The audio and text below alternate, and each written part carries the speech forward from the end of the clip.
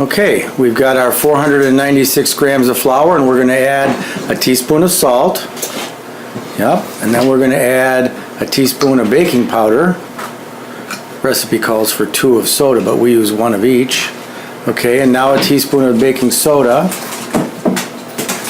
We have a dog that's going wild in the video here. I don't know what's going on. Very good.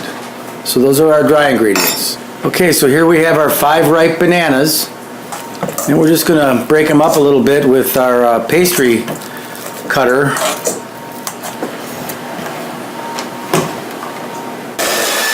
now we're going to beat the bananas till they're real smooth, and then we'll start adding the eggs.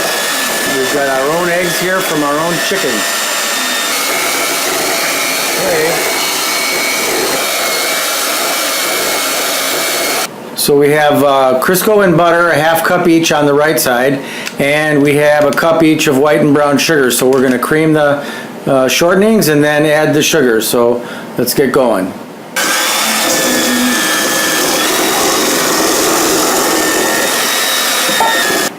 This recipe calls for a whole tablespoon of vanilla.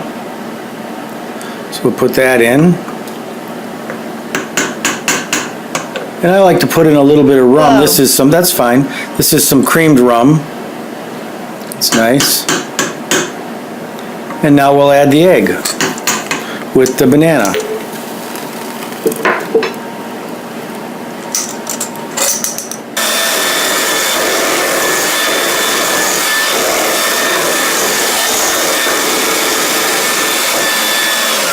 So now we've incorporated all of that, and we're going to be adding the dry ingredients. Okay, so the recipe calls for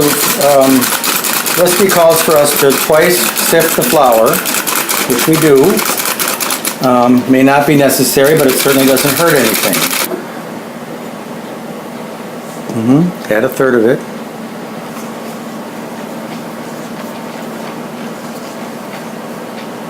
So there's a third in, and we're going to add the other second third.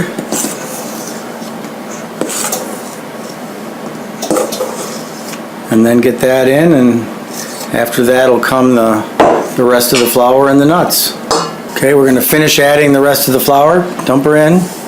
That's good. Finish mixing that up. Alright, well, things are getting kind of messy here, but we're going to pour in a cup of nuts. That'll be a half a cup per loaf. Go ahead. Stir those in. Okay, well, the recipe calls for us to butter the pan, grease the pan.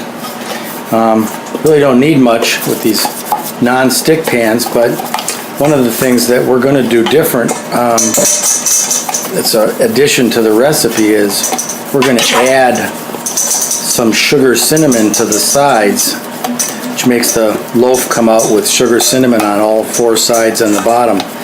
So I'm going to show you that.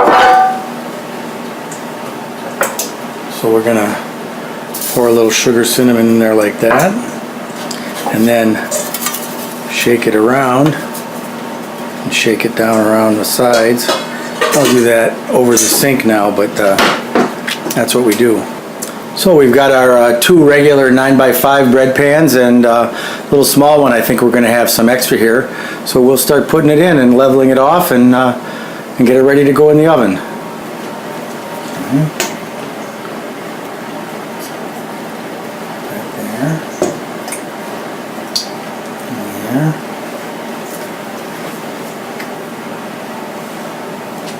Some more.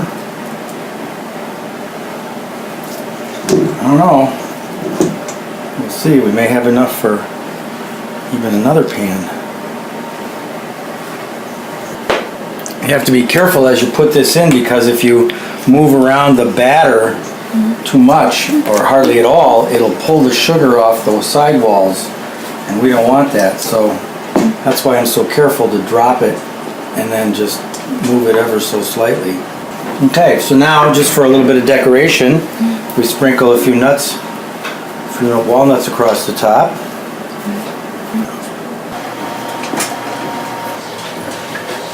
Yeah. Yeah. Okay, so we've got our 2 loaves, came out really nice. The little one's already out and half eaten. I like to take my stick and go around the edges and make sure that it's gonna come loose real easily. So these are still a little warm, but if I take it and tip it over and shake it like that, it's got cinnamon on all the sides and not the top, but looks nice. Let's try this one. It's coming out. And there you have them. Tristan calls first bite, but let's see what we got here. Well, it cuts nicely. Yeah. Can't wait any longer. Here we go.